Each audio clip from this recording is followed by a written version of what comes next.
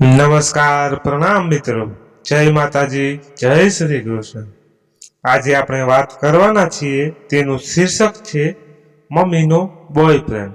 મિત્રો, તમને નમ્ર વિનંતી છે કે આજની વાત છેલ્લે સુધી સાંભળવા.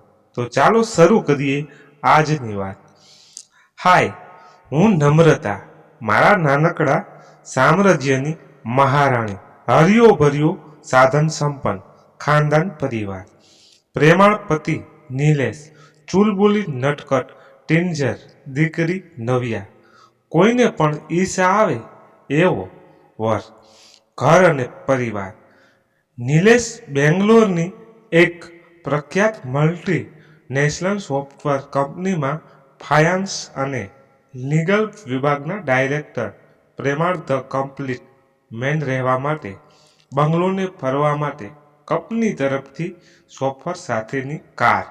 ગઈકાલ સુધી બહુ સરસ જિંદગી ચાલી રહી હતી, પણ આજે શાંત વહેતા જળમાં જેમ એક કાંકરો પડે ને કેવા આંદોલન ઉઠે એથી કંઈક વધારે વામડું મારા ચિત્તમાં ઉઠી રહ્યા હતા. ના કોઈ કામમાં મન લાગે, ન રાત્રે પૂરી ઊંઘ આવી. ગઈકાલે જ નિલેશની કંપનીના નવા સીઈઓ ના માનમાં પાર્ટી રાખી હતી. ઘરે નિલેશે કહ્યું, અમારા નવા સીઈઓ ગુજરાતી જ છે, યોગેશ શાહ. નામ સાંભળીને જ હું ચોંકી ગઈ હતી. નામ તો એ જ છે, પણ મનમાં કીધું, એક નામવાળા તો કેટલાય હોઈ શકે ને. કદાચ એ જ હોય તો પણ હવે મારે ને એને સંબંધ શું? પોતે તો વર્ષોથી એને ભૂલી જ ગઈ હતી ને એનો ક્યાંય કોઈ કોન્ટેક જ હતો નહીં. આટલા વર્ષોથી પણ એને દૂરથી આવતો જોઈને પોતાના ધબકારા વધી ગયા હતા. કેટલા વર્ષો પછી એને જોયો. કદાચ મારા લગ્નને થયા એટલા વર્ષોને અસલ પહેલા જેવો જ દેખાતો હતો. દુબળો પાતળો, આછી દાઢીને તદ્દન પારદર્શક માસૂમ ચહેરો, પહેલા જેવું જ નિખાલસ સ્મિત. કદાચ આટલા વર્ષોમાં શરીર થોડુંક ભરાયું હતું. મોટા પર ચમક ને રોનક આવી હતી. રિમલેક્સ કાચના ચશ્માને માથા પર થોડા વાળ હવે સફેદ થઈ ગયા હતા. કોઈ દેખાડો નહીં. સાદા પેન્ટ ને શર્ટમાં એને આવતા જોઈને તરત નિલેશ એને આવકારવા આગળ વધ્યા. વેલકમ યોગેશભાઈ. ને હું પણ બાજુમાં ઊભી હતી તો મને કહે કે નમુ, મીટ યોગેશભાઈ. અમારા નવા સીઈઓ હમણાં જ યુએસથી આવ્યા છે. ને યોગેશને કહે છે કે નમ્રતા મારી બેટર હાફ. તરફ એણે કહ્યું, અરે નમુ, વોટ એ સરપ્રાઈઝ. અમે તો સાથે જ ભણ્યા છીએ. અને મેં પણ હાથ લંબાવ્યો. યોગી, તું કેમ છે? એ તો બીજાને મળવા આગળ વધી ગયું, પણ નમ્રતા તો ખોવાઈ ગઈ. 20-22 વર્ષ પાછળ પોતે 8મા ધોરણમાં હતી. વેકેશન પછી હજી તો શાળા ખુલ્લી જ હતી. ધોધમાર વરસાદ ચાલુ હતો ને ક્લાસ ટીચર બિંદુ બેન એક અજાણ્યા તદ્દન ગામડિયા જેવા લાગતા દુબળા પાતળા છોકરાને લઈને આવ્યા હતા. બિચારાના કપડાં પણ જૂના અને પગમાં ચંપલ પણ બરછટ. એ ગુજરાતના કોઈ દૂરના ગામથી અહીંયા આવ્યો હતો. 2 મહિના પહેલા જ એક અકસ્માતમાં એના પપ્પાનું અવસાન થતાં અહીંયા એની દાદી પાસે જ માને દીકરો બંને આવી ગયા હતા. પોતાના સંજોગો અને અહીંના નવા વાતાવરણમાં બિલકુલ હેપતાઈ ગયો હતો. એનું બોલવાનું પૂરું ગામડિયા જેવું. કોઈ કંઈ પૂછે તો સામું બાઘાની જેમ જોઈ રહે. પૂરો જવાબ આપી શકે નહીં. અમારા ક્લાસના સ્ટુડન્ટ મસ્તી મજાકના મૂડમાં હોય એટલે બિચારાને જોકર બનાવી દે. લેસન અધૂરું રહ્યું હોય એટલે ઘણીવાર બેન્ચ પર ઊભા રહેવું પડે કે કોઈ સ્ટ્રિક્ટ ટીચર તો ક્લાસની બહાર ઊભો રાખે. એકવાર એ આવી જ રીતે બહાર ઊભો રડી રહ્યો હતો. અને બહેન રાઉન્ડ લેતા જોઈ ગયા. અમારા બેન દયાળુ પણ ઘણા, એટલે એમણે એના પર અંગત ધ્યાન આપવાનું ચાલુ કર્યું. એ પોતે સાયન્સ અને ઇંગ્લિશ લેતા ને આને પોતાના ઘરે બોલાવીને ભણાવતા. મોટા ભાઈએ વખતે શાળાના બેસ્ટ સ્ટુડન્ટ અને વિદ્યાર્થીઓની સસંદમાં વડાપ્રધાન, એટલે નબળા વિદ્યાર્થીઓનું માર્ગદર્શન કરવાની જવાબદારી એમની. પણ ખરી બનીને આની જવાબદારી ભાઈને પણ સોંપી અને એ રહેતો અમારા ઘરથી થોડેક દૂર એક નાનીસી ચાલમાં. તો ભાઈએ એને રોજ અમારા ઘરે જ હોમવર્ક કરવા આવવાનું કહી દીધું. એ મારા ઘરે આવતો થઈ ગયો. અમે ભણીએ એક જ ક્લાસમાં, એટલે હું જ એને હોમવર્ક કરાવતી. ભાઈ એને ગણિતના અઘરા દાખલા અને વિજ્ઞાન જટિલ નિયમો શીખવે. બીજા છોકરાઓની સાથે અમારા ઘરની સામેના ગ્રાઉન્ડમાં ક્રિકેટ ને ફૂટબોલ રમે. દુઃખનું ઓસર દહાડા એ ભણવામાં ધ્યાન દેવા માંડ્યો. હવે તો એ પણ શિક્ષકોના અઘરા સવાલોના જવાબ આપવા માટે હાથ ઉપર કરે. એનો જવાબ સાચો પડે ને બેન કહે વેરી ગુડ, પણ સુરખી મારા મોં પર આવી જતી. પથ્થરની શિલામાંથી શિલ્પકાર જેમ ટીપી ટીપીને કંડારીને સંગમરમરની પ્રતિમા ઘડી કાઢે, એમ એ પોતાની જાતને ઘડી રહ્યો હતો. કદાચ એ બહુ નાની ઉંમરમાં સમજી ગયો હતો કે સખત પરિશ્રમનો કોઈ પર્યાપ્ત નથી. એને ત્યારથી જ એન્જિનિયરિંગ કરવું હતું. પછી એસએસસીમાં બહુ સારા માર્ક્સથી એને સાયન્સ લીધું ને મેં આર્ટ્સ. પણ ભણવામાં તો સાથે જ બેવું, કોલેજ તો બાજુમાં જ, એટલે જવાનું આવવાનું પણ સાથે જ. મને એનો ધીર ગંભીર સ્વભાવ ગમતો. પૂરો અંતર્મુખી, સાંભળે બધું ધ્યાનથી, ઓછું પણ વિચારીને બોલે, ક્યારેય કડવું બોલે નહીં. દરેક વાતમાં લોજિકલી વિચારે, એના પ્લસ કે માઇનસ પોઈન્ટ દલીલ કરીને સમજાવે. પણ ખોટો ઈગો ક્યારેય નહીં. વર્તનમાં બહુ જ વિનયી, શરમાળ પણ એટલો જ એની નજરમાં સહેજે આંચકલાય નહીં. હું રમતિયાળી પણ એ પાકો ધૂની, સંવેદનશીલ અને લાગણીશીલ. એના ખિસ્સાની છેલ્લી પાવલી પણ જરૂરતવાળાને આપીને ખુશ થાય એવું. એનામાં કોઈ ગણતરી કે લૂંચાઈ નહોતી. વાંચન તો અમને બંનેને ગજબનો શોખ. હું વાંચતી ગુજરાતી, ઇંગ્લિશ સાહિત્ય, પ્રાચીન ભારતીય, રોમન, ગ્રીક ઇતિહાસ. એને વિજ્ઞાન અને ગણિતમાં નવું જાણવામાં રસ. કદાચ અમારો ઋણાબંધુ હશે. એનું આ અલગારીપણું જ મને આકર્ષી ગયું. સ્કૂલ કોલેજમાં બીજા પણ ઘણા સરસ છોકરાઓ હતા, પણ મારું મન બીજા કોઈ પર આવ્યું જ નહીં. આ સંબંધને શું નામ આપવું એ પણ આ ઉંમરમાં થોડી ખબર હતી. 12માની એક્ઝામ પછી ના વેકેશનનો સમય હતો. એકવાર બધા સાથે પિક્ચર જોવા ગયા હતા. મસ્ત રોમેન્ટિક ફિલ્મ હતી. ઇન્ટરવલમાં એને ભાઈ જઈને વેફર લઈ આવ્યા. થોડીસી પોકેટ મનીમાં એક જ પેકેટ આવ્યું, તો મેં જ પેકેટ ખોલ્યું. મારી એક તરફ એ બેઠો હતો ને બીજી તરફ ભાઈ. મેં થિયેટરના અંધારામાં પેકેટ એના તરફ લંબાવ્યું હતું. લેને વેફર. એણે 1-2 વેફર લીધી. થોડી વાર મેં ફરી કહ્યું લેને, અને 4-5 વેફર લઈ લે એના હાથમાં મૂકી દીધી. ને પહેલીવાર એ વેફર લેવા આપવામાં થયેલો આંગળીઓનો સ્પર્શ મારા પૂરા શરીરમાં ઝણઝણાટી ફેલાઈ ગઈ હતી. ફિલ્મ જોયા પછી ઘરે રિક્ષામાં પાછા આવતા બાજુમાં પાસે બેસવાનો રોમાંચ, અને પછી જ્યારે ઘર આવી ગયું ત્યારે મેં એની સામે કંઈક અલગ જ ભાવથી જોયું હતું, ને સામે આંખ મેળવવાને બદલે એણે આંખો જ ઝુકાવી દીધી હતી. એ પછી એ કેટલાય દિવસો સુધી ઘરે આવ્યો નહોતો, ને 12મા પછી એને એન્જિનિયરિંગમાં એડમિશન મળી ગયું. કદાચ આ પહેલી વાર એનો ઘોડો દશેરાના દિવસે દોડ્યો. પછી તો એ ભણવા માટે હોસ્ટેલમાં ચાલ્યો ગયો. દર શનિવારે રવિવારે ઘરે આવતો. નિયમિતપણે મને ભાઈને મળવા પણ આવતો. ઘણીવાર અમે મિત્રો સાથે બહાર જતા, પણ હું એને બહુ મિસ કરતી. મને લાગતું યોગી તો એના સપનોની દુનિયામાં મશગુલ છે. ખબર નહીં એની દુનિયામાં મારું કોઈ અસ્તિત્વ હશે કે નહીં. હું તો પહેલેથી જ નમળી નાજુકને હસમુખી બધાની સાથે દૂધમાં સાકરની જેમ હંમેશા ભળી જતી. ઉપરથી પપ્પા પામતા પહોંચતા પોતાની ફેક્ટરી સમાજમાં આબરૂ પણ ઘણી સારી. તે નાની ઉંમરમાં જ જ્ઞાતિમાંથી સામેથી માગા આવવાના ચાલુ થઈ ગયા હતા. પહેલું જ માગું નિલેશના ઘરેથી આવ્યું. ગોરા ગોરા હેન્ડસમ અને બહુ હસમુખા રમૂજી, મારાથી 5 વર્ષ મોટા અને હમણાં જ સીએ થઈને જોબ પર લાગ્યા હતા. એના પપ્પા વકીલ, ખાસું આબરૂદાર કુટુંબ અને મારા પપ્પાના જૂના મિત્ર.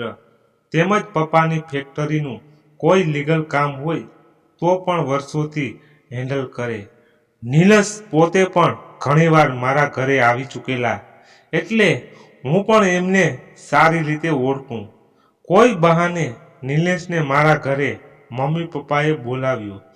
પહેલી મુલાકાતમાં જ નિલેશ મને ગમી ગયા. ના ગમવા જેવું હતું પણ શું? મને લાગ્યું એકવાર હિંમત કરીને યોગીને કહી દઉં તો ઘરમાં મારા લગ્નની વાતો ચાલે છે, પણ મને તો તારી સાથે જીવવું છે. ભલે ગમે એટલો સમય લાગે, હું રાહ જોઈશ. તું તૈયાર છે ને? મને યોગીનો કોલેજથી છૂટવાનો સમય ખબર હતો. બધી હિંમત ભેગી કરીને એની કોલેજના દરવાજે હું એની રાહ જોઈને ઊભી હતી. એ સામે દેખાયું. એને જોઈને મારા શરીરમાં ફરીથી એક મીઠી ધ્રુજારી છૂટી ગઈ. હું એની સામે સ્મિત ફરકાવીને ઊભી હતી. એણે ચમકીને પૂછ્યું, કેમ અહીંયા? મેં કહ્યું, તને મળવાની બહુ ઈચ્છા હતી. કશુંક ડિસ્ટર્બ કરવું છે? કહે છે કે બોલ ને. મેં કહ્યું, મારા મમ્મી પપ્પા એક છોકરો પસંદ પડ્યો છે. સીએ છે, સરસ ઘર ને કુટુંબ છે. શું કરવું જોઈએ? તો એણે પૂછ્યું, તને છોકરો ગમ્યો? મેં કહ્યું, હા, સરસ પર્સનાલિટી છે. હું પણ વર્ષોથી ઓળખું છું. પપ્પાના જૂના ફ્રેન્ડનો દીકરો છે. મૂંઝવણ એ છે કે મને પહેલેથી બીજો પણ કોઈ ગમે છે. એનું અત્યારે કોઈ ઠેકાણું નથી. એને સેટલ થતાં થોડાક વર્ષો લાગી શકે એમ છે. એનું પણ ફ્યુચર બ્રાઇટ. જો મારે બદલે તું હોય તો શું કરે? તો કહે છે, છોકરો સીએ ભણેલો છે, સરસ પર્સનાલિટી છે, આટલું સારું તારું જાણીતું ફેમિલી છે, સામે સિક્યોર ફ્યુચર, તને ગમે છે પણ, અને બીજાનું તો હજુ સુધી કોઈ ઠેકાણું નથી. તો આવો વરને ઘર થોડા જવા દેવાય.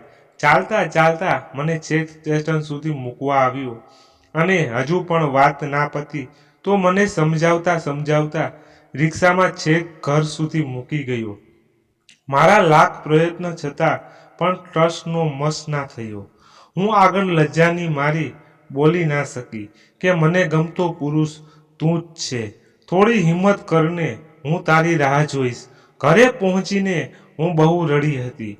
લાગ્યું હતું ક્યાંક સંબંધમાં બંધાઈ ગઈ. કોઈ ભૂલ તો નથી થઈ ગઈ ને? હું એની બેરુખીથી હારી ગઈ હતી. લાગ્યું એ હજુ મેચ્યોર નથી. સામે મમ્મી પપ્પાનું લગ્ન માટે દબાણ વધતું જતું હતું, અને જોત જોતામાં તો લગ્ન નક્કી થઈ ગયેલા.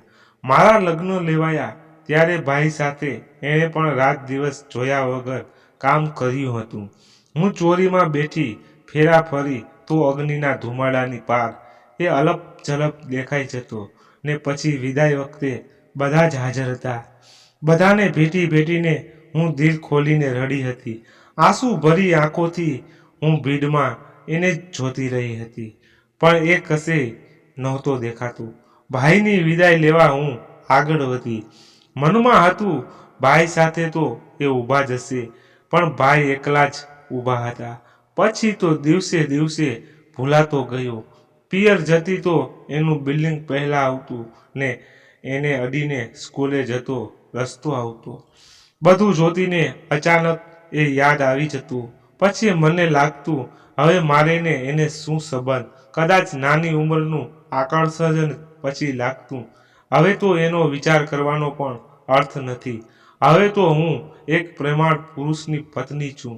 એક ખાનદાન પરિવારની કુલ વધુ ને પછી તો સુંદર સંતાનની માં ક્યાં દિવસો નીકળી ગયા ને પછી તો વર્ષો ભગવાન બધા સુખ મારા પાલવમાં બાંધી દીધા હતા. ભાઈ પાસેથી એના બાજુમાં રહેતી મારી ફ્રેન્ડ પાસેથી એના થોડોક ખબર મળતા અહીં એન્જિનિયરિંગનું ભણીને આગળ માસ્ટર કરવા યુએસ ચાલ્યો ગયો છે ને હવે ત્યાં સેટલ થઈ ગયો છે. એ સિવાય આટલા વર્ષોમાં એના કોઈ ખબર જ ક્યાં હતા. અચાનક મારા વિચારોને બ્રેક લાગી ગઈ. વિચારોને ક્યાં કોઈ લગામ હોય છે. નિલેશનો જ ફોન હતો. આજે રાત્રે મોડું એમને બોર્ડ મીટિંગની તૈયારી કરવાની હતી. રાત્રે નિલેશે કહ્યું, આજે મીટિંગ પછી હું ને યોગેશ સાથે જમવા ગયા હતા. બહુ સીધા અને સરળ છે. કહે કે હું તો તમારાથી નાનો છું. મને પૂરું સન્માન આપ્યું. સહેજ પણ એટીટ્યુડ નથી એનામાં. તન તારા મોટા ભાઈને તારા મમ્મી પપ્પાને બહુ પ્રેમથી યાદ કર્યા. એ કહે કે હું તો ગુજરાતના કોઈ નાના ગામથી મુંબઈ આવ્યો હતો. દુનિયાદારીનું સહેજે ભાન નહોતું, પણ તમે લોકોએ જ વર્ષો સુધી એની બહુ સંભાળ લીધી. તમે જ એને સાચવી લીધો. મને પણ મનોમન પૂછવાનું મન થઈ ગયું. બસ મને માત્ર યાદ જ કરી, મારા માટે બીજું કશું ના કીધું. ને પછી મેં જ સામે ચાલીને નિલેશને કહ્યું હતું, એક દિવસ ઘરે જમવા બોલાવો ને. બીજા દિવસે નિલેશે કહ્યું, આ શનિવારે એ જમવા આવશે. મેં પૂછ્યું હતું શું બનાવું, તો નિલેશ કહે છે, મને સમજ ના પડે, તમે તો એકબીજાને ઓળખો છો. લે આ એનો નંબર, તું જ પૂછી લેને.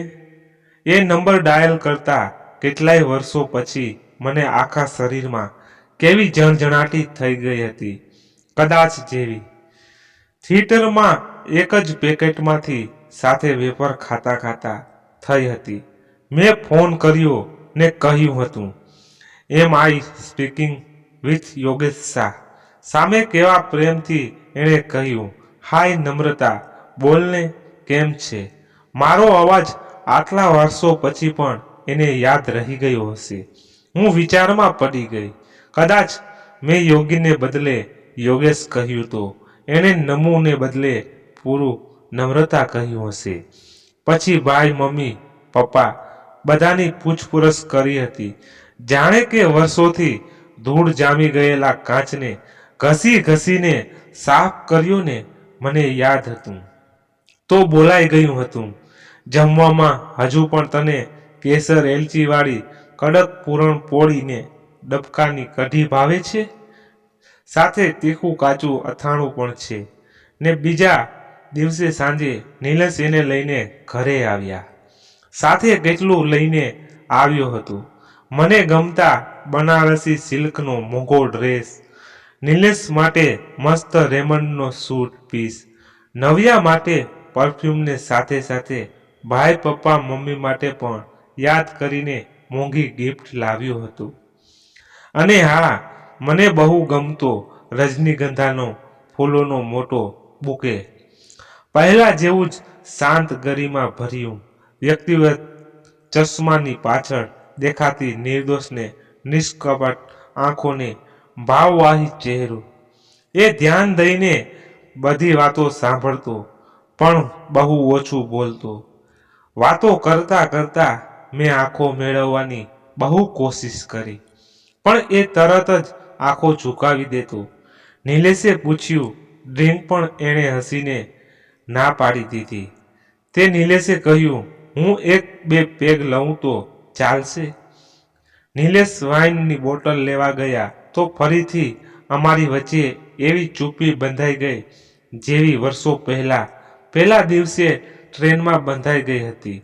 છેલ્લે આઈસ બ્રેક તરીકે મેં પૂછ્યું હતું, કેમ તું એકલો જ આવ્યો છે? ફેમિલી હજુએ યુએસમાં જ છે. તો કહે કે મેં લગ્ન જ નથી કર્યા. બસ બોલતી વખતે એની આંખોના ખૂણા થોડા ભીના થઈ ગયા હતા. ત્યાં જ નિલેશ આવી ગયા હતા.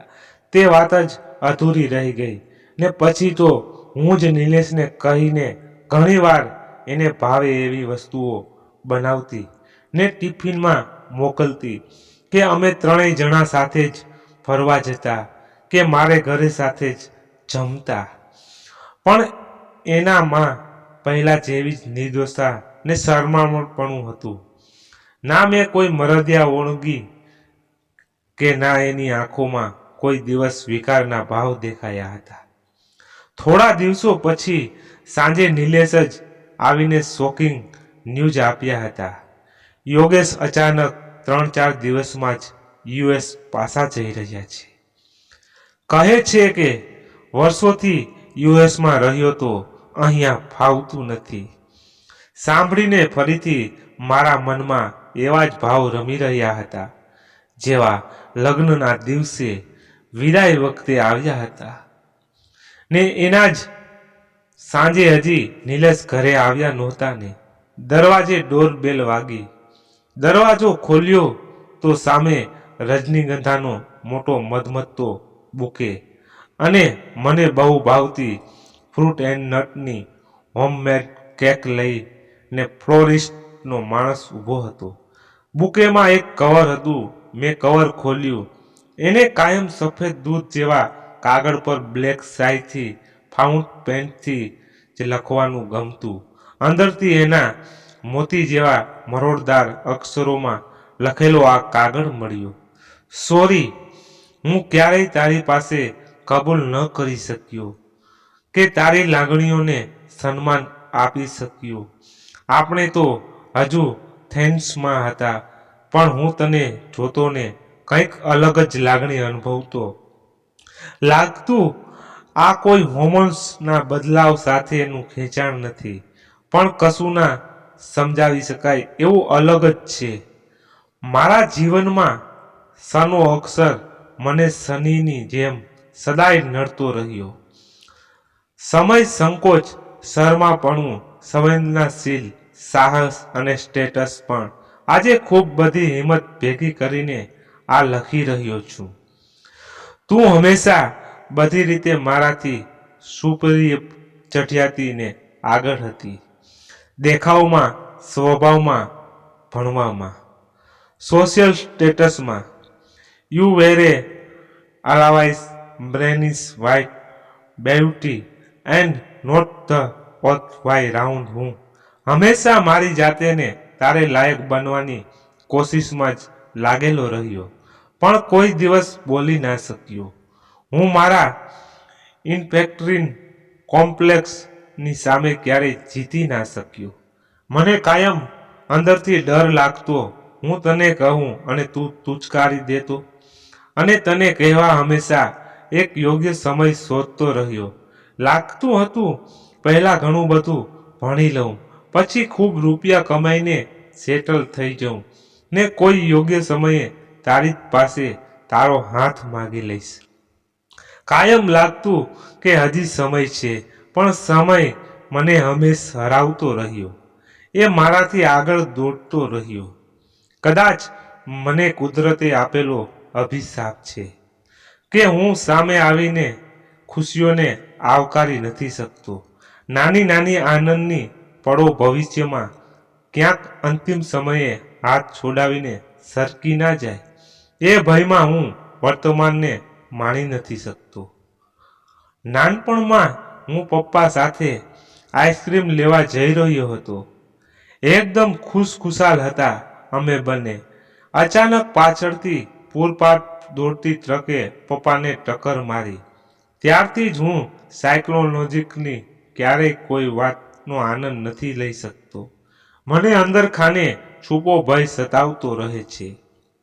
કદાચ આ કોઈ નાનકડી ખુશી પણ મારા હાથમાંથી છીનવાઈ ના જાય. તને મળ્યો તો પણ એ જ લાગતું હતું. એ દિવસે તું મારી કોલેજના દરવાજા આગળ મળીને પછી હું રિક્ષામાં તને ઘર સુધી મૂકી ગયો.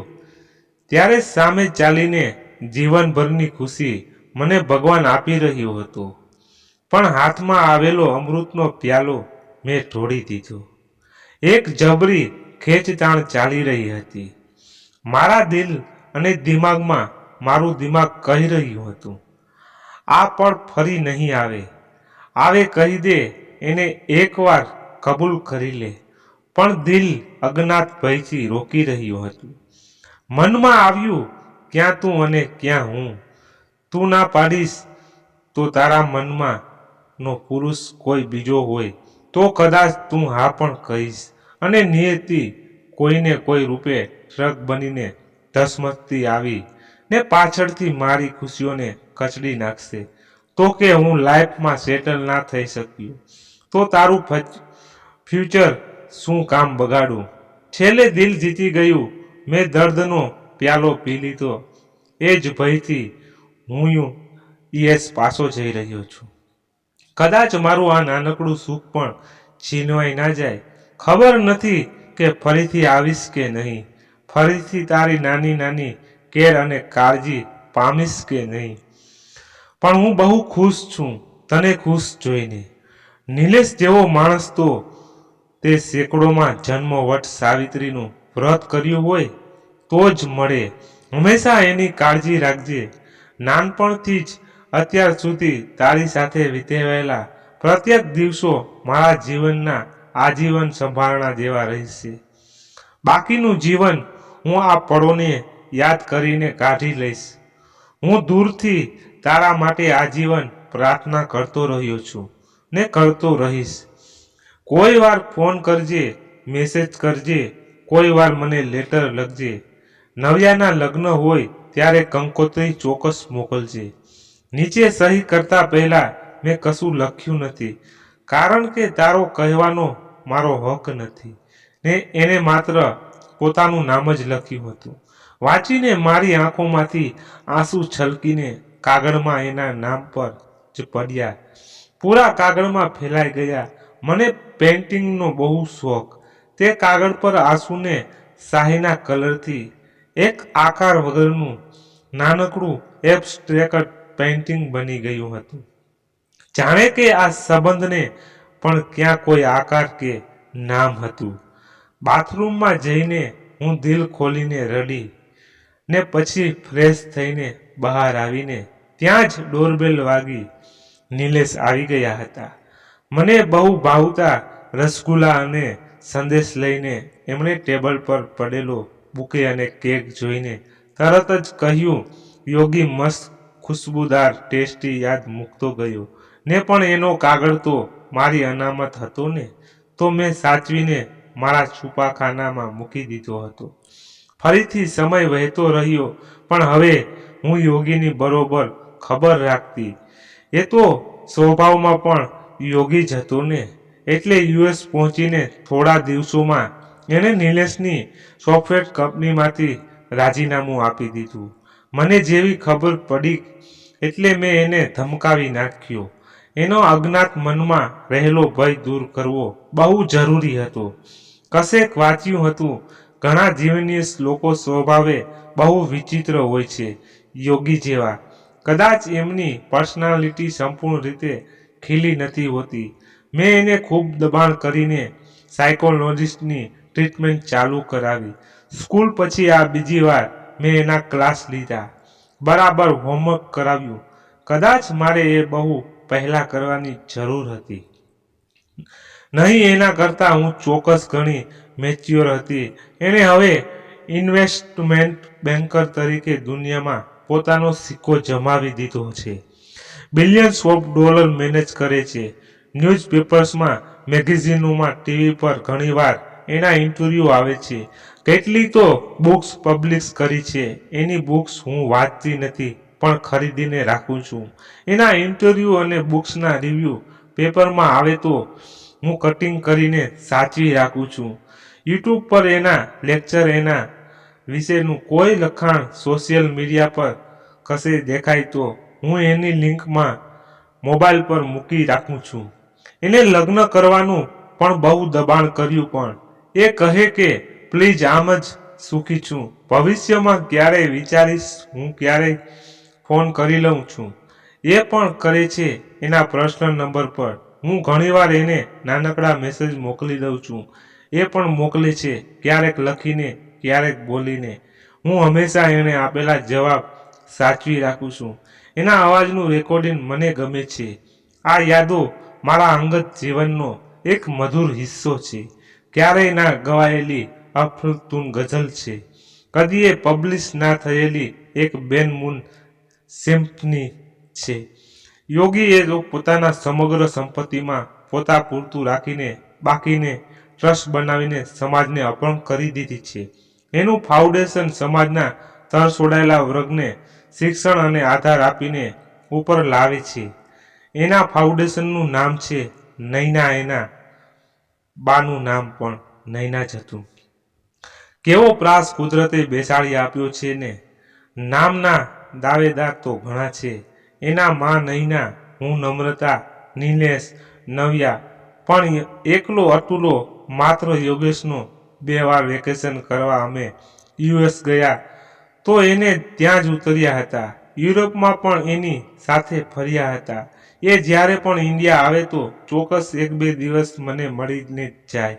કહે છે રિચાર્જ થઈ જાઉં છું. બહુ સુમધુર જીવન વહે જાય છે.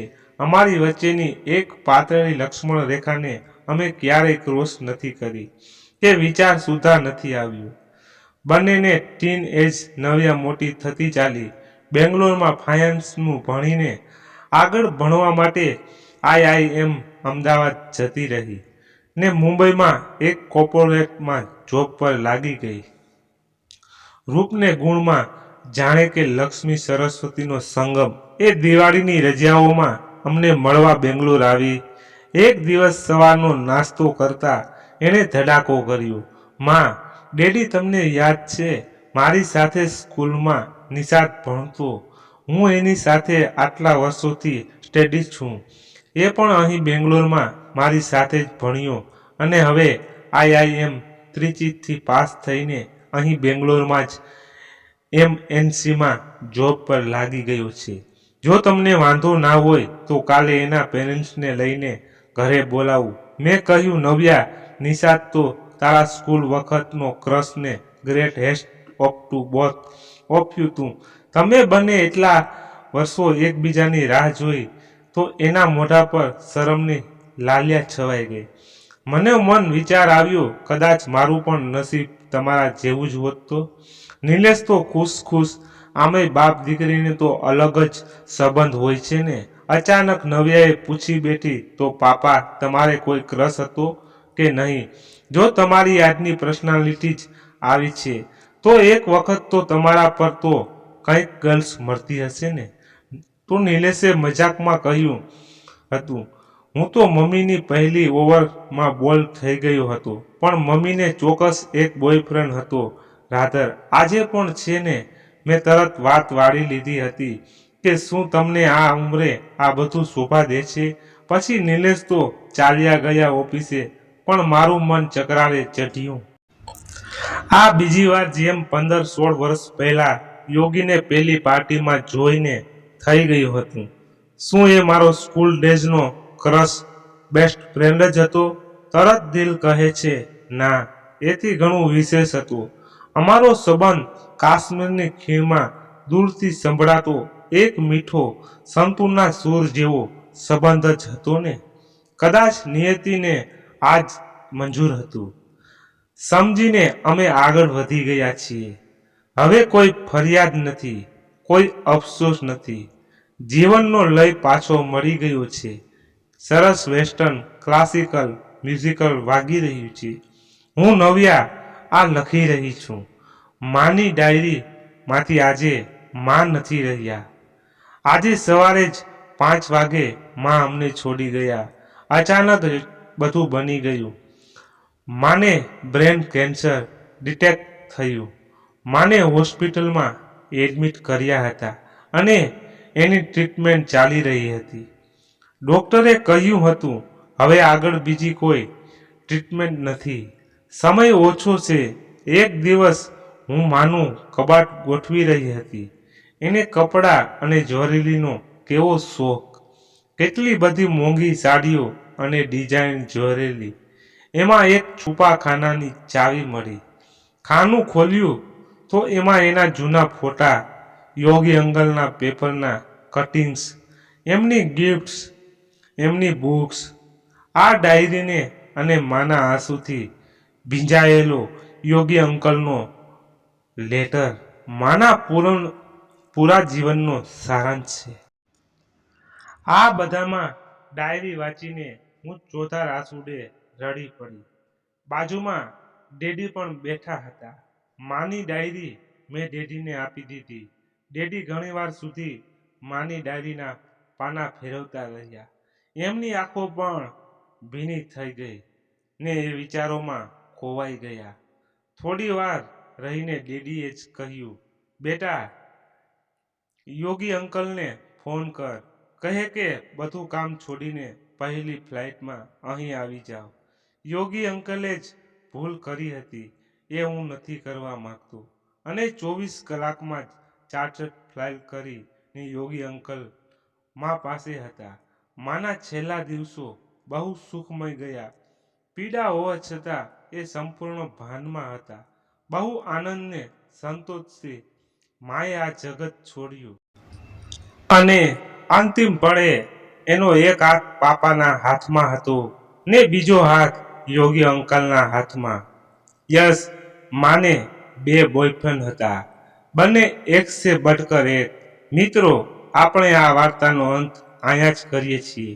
તમને ચોક્કસ આ વાર્તા પસંદ આવી જશે. તો તમારો અભિપ્રાય અમને કોમેન્ટ બોક્સમાં જરૂરથી આપજો. અને પસંદ આવી હોય તો એક લાઈક કરી દેજો અને તમારા અન્ય મિત્રો, સગા સંબંધીઓને શેર કરી દેજો. આ એક વાર્તા બનાવવા પાછળ ઘણો સમય લાગે છે. તો મિત્રો, ચાલો અવશ્ય કરજો સપોર્ટ થોડોક. અને આવી કહાની વાર્તાઓ સાંભળવા માટે અમારી ચેનલને અટાણે જ સબસ્ક્રાઈબ કરી લ્યો, જેથી કરીને તમે નવી વાર્તાઓ સાંભળી શકો. તો ચાલો ફરી મળીએ એક સરસ મજાની વાર્તા સાથે. ત્યાં સુધી બધાને જય માતાજી, જય દ્વારકાધીશ, હર હર મહાદેવ, જય શ્રી રામ. અહીંયા સુધી સાંભળી તેના બદલ ખૂબ ખૂબ આભાર મિત્રો બધાનો. અને મિત્રો, અમુક શબ્દો આજે થોડાક ટોટલાઈથી બોલાઈ ગયા છે, કેમ કે મોઢામાં ચાંદી હોવાથી થોડાક શબ્દો સરખા બોલાણા નથી, તો એના બદલ માફી ચાહું હું.